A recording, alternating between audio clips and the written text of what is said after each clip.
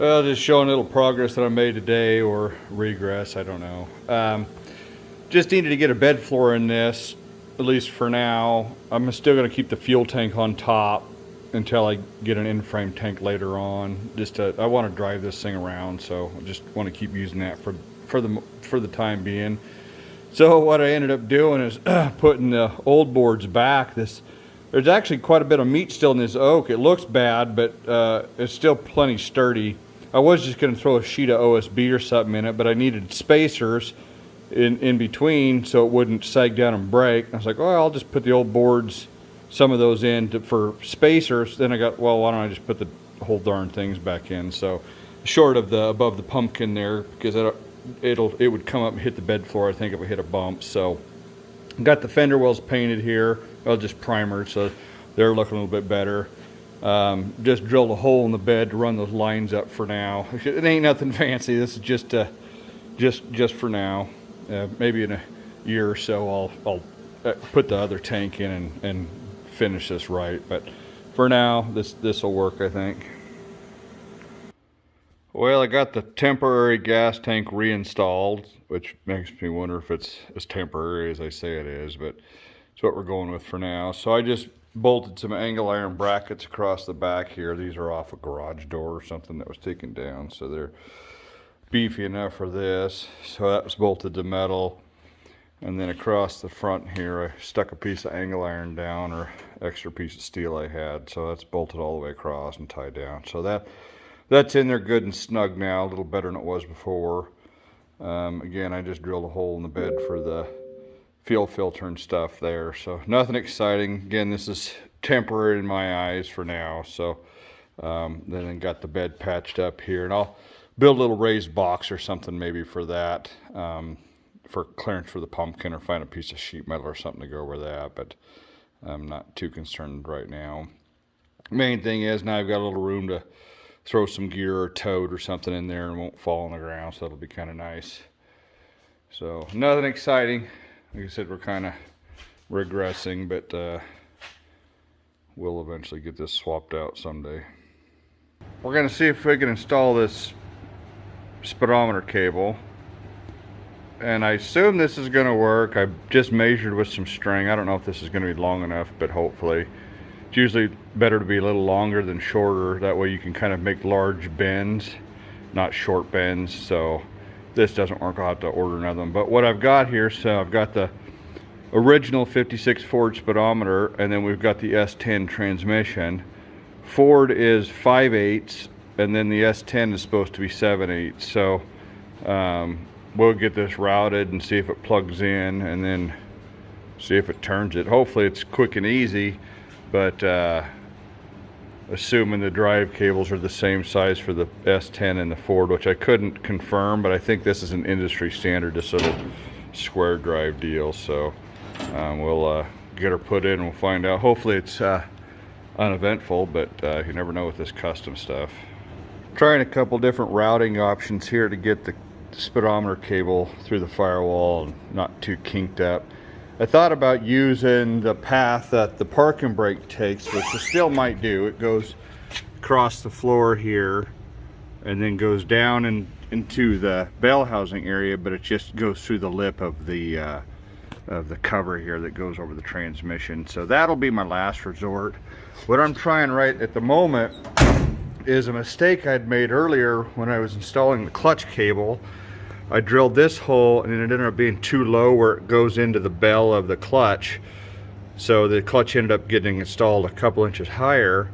Well, this hole here I think is going to line up fairly well. So I'm going to give it a try. I had to increase the size of it just a little bit to 13/16 or something. A little bit bigger than the clutch cable needed in order to get this nut through it. So what I'm going to try to do, I have a 7/8 grommet, so it's a little too big. So I'm going to split it, which I've never done this before. I don't see why this won't work though. If I can split it, and that way I can get it over the line behind the nut, and then hopefully work that into the firewall. There'll still be a little bit of a hole here to fill up, but the guy can do that with some silicone or whatever later.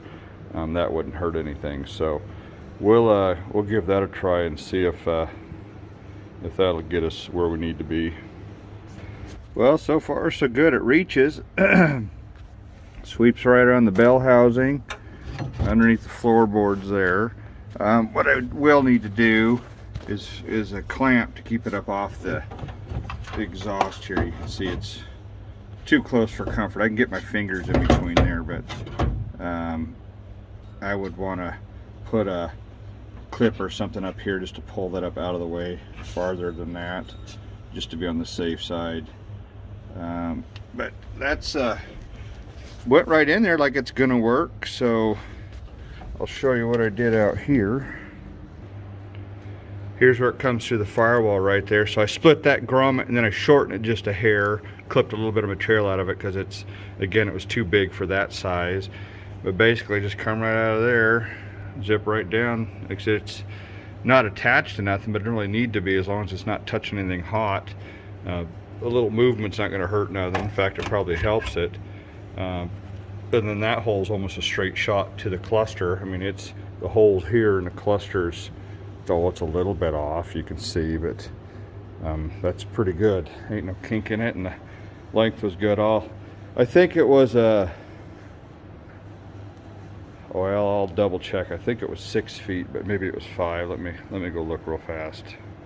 So I just looked it up, and it was 63 inches is the one I ordered, and I got it off eBay. Again, it's 5/8 on one end, 7/8 on the other end. And I didn't have any problem finding a place on eBay that sells those in various lengths. So again, what I did is I just took a string, started at the steering column, kind of took the way I thought I was going to take, or at least the longest path, and that's where I came to this 5-foot-ish length. So I think it's gonna work just perfect. We'll give her a try now. Well, good news, the speedometer cable works. I go forward, the speedometer goes up. Problem is it's way off. At 20, I'm doing 10. So I'll do some calculations and order a new driven gear.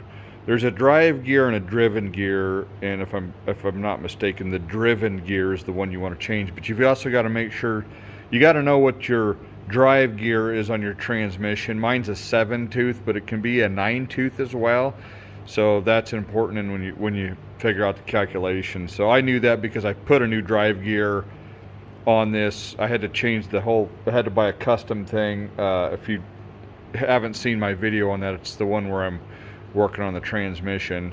So I had to order a custom gear to go in the tail shaft in order to run this S10 tail shaft on this transmission. So anyway, so I ordered a 7-tooth drive gear with that. And I don't even remember what my driven gear was. I just stuck in the stock S10 one. My guess is it's like 22, and I think I'm gonna need like an 18 right now until I re-gear the rear end. So if I re-gear the rear end. So I just ordered a kit. There's a kit that has on eBay. It fits all the like TH350s or whatever. So it comes with a little billet nose cone to replace the factory one, and then comes with like 5 different driven gears. So I'll get that at a later date and see about getting that installed to correct it. But the main thing is this works. 5/8 on the speedometer, 7/8 to the transmission. The cable's correct with the square drive, which is the factory or the industry standard. So I'm pretty tickled about that. I know it's not accurate, but that's the main part of the battle, is that you can get a cable that actually works. So yeah, pretty excited. So on to the next thing. Well, I'm in a little bit of a holding pattern at the moment. Now that the speedometer cable's installed and fits, I've ordered the gears to re-gear it so the speedometer is a little more accurate. Other things I've done lately, I might as well discuss, is I put the old fuel filler spout back in the fender just to cover up that hole. I chopped it off so it's only 6 inches long on the other side, but I found this old fuel cap that was off this truck originally. I still have the original in-cab fuel tank because I keep everything. Anyway, this old fuel cap was on there. I thought that looked kind of cool, so I've stuck that on there just for now to cover up the hole. Since I haven't decided if I'm going to use that location to fill whatever tank I end up using, I didn't want to go and weld it up, and that's a heck of a lot better looking than a hole right there. Something else I've done recently is I replaced the headlight bucket, or the tail light buckets. I put brand new ones on the back. The connectors were bad inside, and the tail light, the license plate lens was broken on the back, so I just ordered a pair from mid-50s. If you do that, make sure you order the correct ones. If you're going to run a license plate underneath your driver's side, like factory, one tail light lens has a lens on the bottom that's clear. I'll just show it to you. You can see that lens is clear, and then the other side, the passenger side, does not have that. So if that's what you're going to do, make sure you get one of each for the back.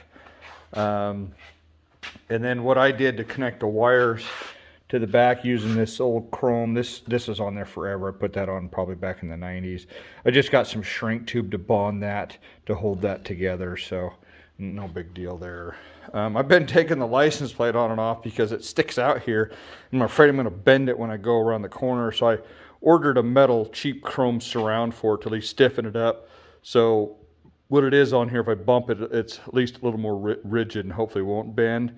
But when I'm in the shop walking around all the time, I've just been taking it off. I just added a couple extra nuts and washers so I can take those off and throw it on there without having to take the taillight off every time. Nothing very exciting. So I think what I'm going to do now is just go ahead and work on covering this bed hole up above the differential. I went out to my phone pedestal pile again, and I've got this pretty good sized cap off a phone ped.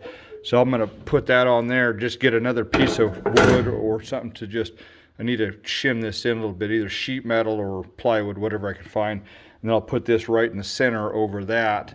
That ought to give me plenty of clearance for now. And this is good heavy duty stuff, so if a guy drops something on it, it ain't gonna hurt it any. So I think that's what I'll work on right now until I get some more parts. I've got a weather strip.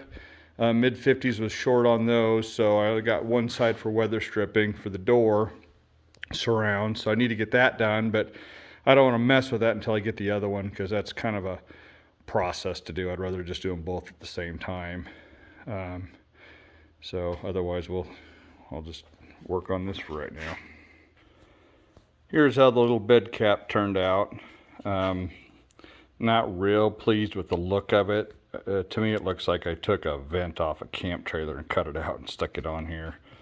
But this is just for practical reasons right now, just to get that hole covered up.